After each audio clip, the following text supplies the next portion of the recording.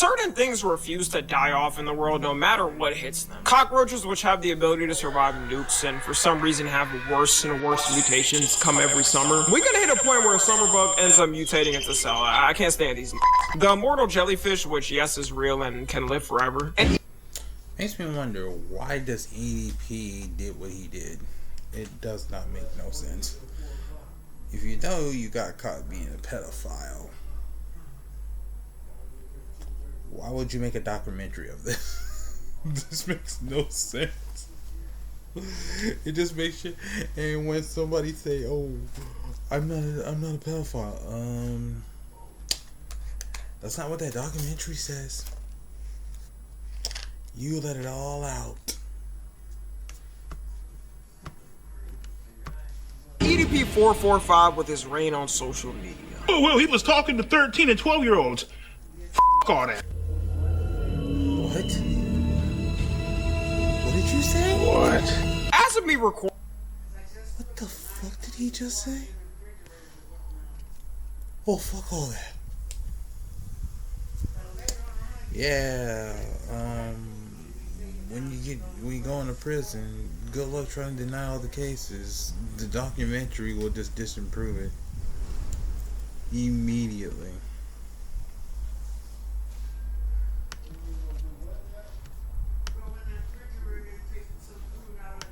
Recording this, it's been over 5 years since EDP first got caught trying to meet up with a 13-year-old. And this man has done everything in the sun to try and keep his social media profile up. Here's all the platforms he's tried to come back on, by the way. YouTube, TikTok, Instagram, Bigo Live, Facebook, Cameo, his website, Twitter/X. It's like, how many times do we have to teach you this lesson, old man? The fact that he still hasn't given up and just said, fuck it, let me get an anonymous online job is wild. Most of the time, if a creator has a controversy this bad, they pretty much soft quit at first, then disappear to never be seen again. And for 2026, I would say, to be honest, that I really haven't seen EDP pop up that much. When he first got canceled and banned, it seemed like he was fighting tooth and nail to stay platformed. But every time he'd either be banned or mass reported, which then led to a ban, it really seems that he's mostly decided to give up, and most people haven't been hearing his name this year. Until a trailer dropped on July 26th this year titled The Sick Mind of Edp445. Now my first thought was seeing this pop up was, why the fuck does EDP have a documentary? Like, to me, there is genuinely no need to have a documentary on Edp445 with his history. It would be one thing if the documentary was covering him without his input, but you're gonna have to sit down for an hour or two or however long and hear EDP saying this constantly. Why do you think you wanted to have sex with a 13-year-old? I mean, the reason why I wanted to have sex with a 13-year-old is already clear. He fully did this. Damn. Good luck fighting this in court. Ooh, that is disgusting. So you openly admit that you like kids. Wow. That's disgusting. If I was a lawyer, I wouldn't defend his ass for any damn thing. Probably knowing it was the end of the line for him. My main concern with the documentary isn't even the fact that it's being made. Mine is, was EDP actually paid to film this shit? Because I'd assume there is no world EDP decided to randomly respond to a YouTube documentary director. And why would you film yourself incriminating your damn self? That sounds so fucking stupid. Why would you do this? That's what boggles the mind. Oh, I just want to know. I just did it for the money. Yeah, incriminating yourself, that was the smartest decision you ever made. And accept the deal of sitting down for hour-long sessions and being questioned on his crimes without getting paid. In fact, nobody who's in a down pat position like EDP would do that for free. This is all just me assuming, okay? I don't want people spamming the dude who made it saying, "Tell me if you said you paid EDP for it, you scumbag." But I feel like even if EDP was paid, it would be through a contract where they both can't say shit about it. I mean, in the documentary, he was reenacting scenes, like in one shot he was wearing a jumpsuit and went in a jail cell. There's a random scene of him just screaming at the camera. I don't know. I refuse to believe this was done for free. Also, in the documentary, people notice EDP is set up like a multi-universal threat. Like, the only person that could beat him in a fight is Ultra Instinct Goku with max stats. There's a couple prominent people featured in the documentary, with the main ones being Moist Critical and Gideon. I'm pretty sure because they're considered EDP's biggest haters, with Moist Critical going viral when he first reacted to it, and he's always making updates on EDP. And Gideon terrorizing EDP any chance he was able to in public. It seems like for the documentary, EDP is probably going to regret no matter what type of money he may have got paid, because Moist Critical gave his thoughts on it after watching it himself and said EDP admitted to multiple crimes on camera. That's a piece of it, but he was expressing confusion that he would even agree to do this because he is just outwardly admitting to all of these crimes with no remorse. Like, even just with no fucking remorse? What do you mean?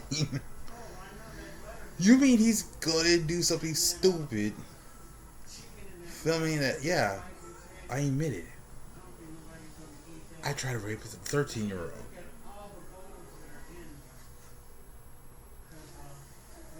What on earth is this dude thinking? Wow. Casually talking about his crimes and, like, his intent and everything.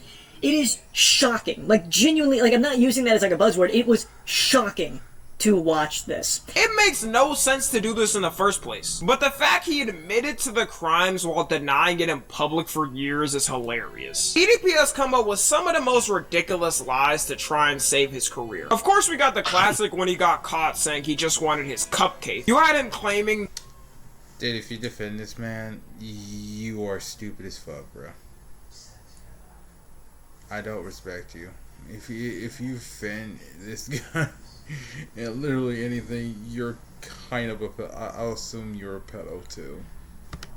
the meetup wasn't sexual and he was just meeting. You had him say technically he didn't do anything wrong because it was an adult decoy even though he thought it was a minor. You had him fake emails saying the whole thing was a setup from a production company. There's also two things, good and bad, I could see going with this. It could be good if EDP goes on camera and, like Moist Critical said, admits to multiple crimes he did in detail, thus justifying a case to be opened again and for him to be potentially arrested. It's not exactly confirmed or anything if he can get arrested for this because the original case did get f***ed over. But who knows, there could be a chance we finally see EDP behind bars after admitting to every crime he did. The bad side of things is if he doesn't get arrested and gets even more relevance from this. Sadly too, I think this is more likely. Just off the trailer coming out, the amount of creators, streamers, and reactors that have already watched it is a lot. EDP's name hasn't been spread like this in a while. I would go to say ever since the crime first happened. He tried to come back so many times, eventually people didn't care when he tried to. And when it actually comes out, you're gonna see even more people reacting to it. Me as well, to be honest. And with EDP, for some reason, there's always been weirdos who still like to support and send him money. Like when he was on TikTok.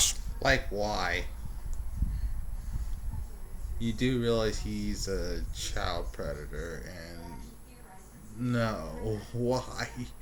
Why would you do that? Streaming for a little bit, you could see on his live, he was getting donated stuff every second of the live. So he could take advantage of his name being boosted and try to make a comeback on a platform like Rumble or something. I fully believe if Adolf was alive today, Rumble would allow him to stream for free with a gambling sponsorship. Even in the trailer, you can see some random dude defending EDP. Say EDP is completely innocent.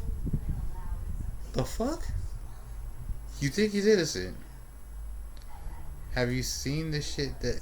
Buddy, watch that documentary. You are gonna look so stupid. I think he's a pedophile too. Those who offend him, he might be a pedophile themselves. A few moments later. I mean, the reason why I wanted to have sex with a 13-year-old is already clear. You don't... Oh, he did nothing wrong, right? He openly admitted to shit.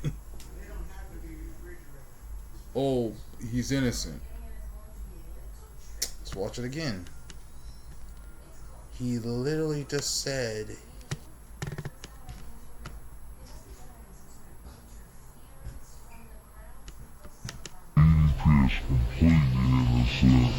A few moments later.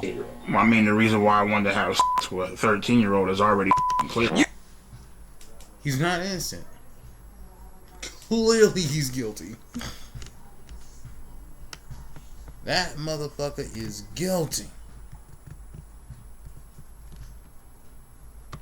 You don't get any benefit from saying this. The only thing you'll get is a lifetime of job rejections from after they check your digital footprint in 5 minutes. There is a lot of people that do be thinking like this though. The problem is you can't tell if it's rage bait or actually serious. They'll say something like, well, it wasn't EDP's fault she was responding back. Yes, it is a grown-ass 30-year-old man's fault from responding back to a 13-year-old constantly. They just completely ignore all the other times EDP got caught messaging minors. The whole thing is similar to David, where just like EDP, you'll have people defending him. They'll change their profile picture to David and say free him. Rage bait used to be believable, now everyone just looks at the message and sighs. I think the weirdest thing with EDP is the fact he thought he could redeem himself. Like for the longest, the reason EDP would keep posting is because he thought, just like with most internet drama for people, if he keeps posting, people will move on and forget. But what he did wasn't like a cheating scandal or saying something controversial. He literally tried to meet up with— Yeah,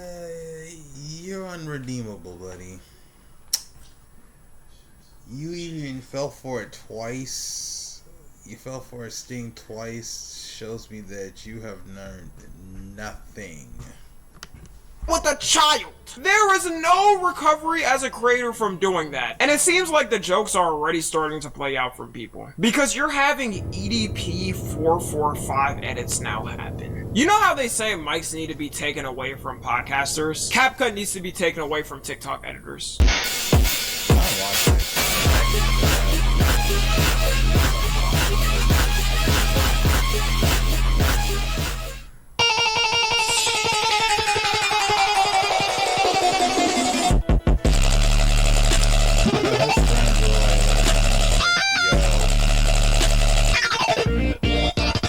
I was never a full-on believer of the government mematic warfare, where they say the government tries to push and soften things to the public to get them distracted, like Epstein jokes for example. But I'm sorry, y'all are right, man. Imagine being a mom, spitting a child out your cooch after 9 egregious months of pregnancy, just for them to grow up and make edits of a— It gets to a point with these editors where, can we even appreciate your edit off the skill when you're editing EDP? It reminds me of when you see a good artist editing some weird on the internet for a fandom. Like a creepy fan of the Loud House where they make a fan comic and the artwork could be as impeccable as Picasso, but the fan comic is full of incest between siblings. These people don't realize that this will track them down for the future. If your number is connected to TikTok, your employer will see it. And what happens when you're 30, building yourself up in the corporate world? Then they see an edit you made when you were 16 of Edp445. The whole documentary also reminds me of that meme people have with Netflix and documentaries. If you don't know the meme, it's basically anytime a huge murder case happens or disaster, people go in the comments saying the 3-episode Netflix special is gonna hit, or they say Netflix executives are already on it. They always try to get to it ASAP to make the most money possible.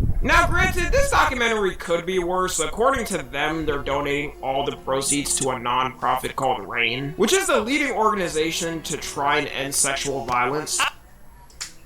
I really hope this isn't a lie and they follow through with that promise. I genuinely have a feeling though, this could give him more good spotlight than he needs. Like I said earlier, he could go on Rumble, but not just that. There is a ton of different niche websites controversial people go to all the time to get money. And sometimes they'll have crypto donos specifically so they can't be tracked and can collect money in private. I wouldn't be surprised if EDP randomly pops up back on Twitter/X. I have zero faith that Elon would ban EDP or care to. There's also websites like Give, Send, Go, which I feel like EDP would go on. It's pretty much evil GoFundMe, where if someone crazy goes on GoFundMe, they usually get banned, which is typically predators or racists who try to raise money for themselves for something bad they did. But Give, Send, Go allows anybody to raise money, whether it's someone racist or a predator. It don't matter. Or let me say it's up to the platform whether they want to remove somebody or not, and most of the time they keep everybody up. EDP could open up some sympathy charity thing, and I bet you people will donate. You can also donate anonymous and leave messages. All the internet creeps are gonna secretly donate to let him know they're still behind him. But anyways, that's gonna be it. Follow me on Twitter, Instagram, and TikTok. As always, I don't understand. I don't know.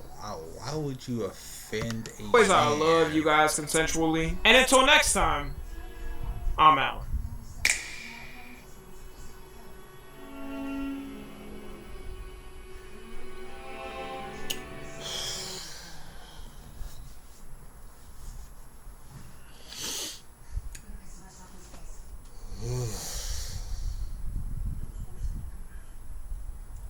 This can't